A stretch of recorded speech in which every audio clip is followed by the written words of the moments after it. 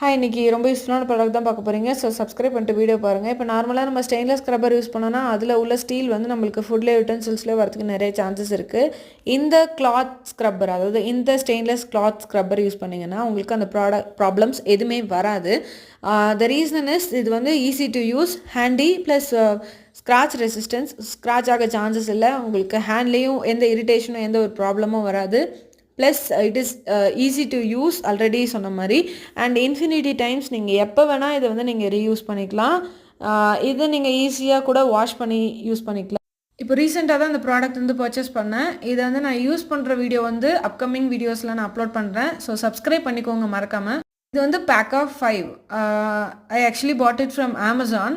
இது உங்களுக்கு எல்லா வெப்சைட்லேயுமே அவைலபிளாக இருக்குது. லிங்க் வேணும்னா கமெண்ட் பண்ணுங்கள் அண்ட் சப்ஸ்கிரைப் பண்ணிக்கோங்க. அப்போ தான் நான் வந்து I can able to share the link in the description as well as the comment box. Thank you for watching. Bye bye.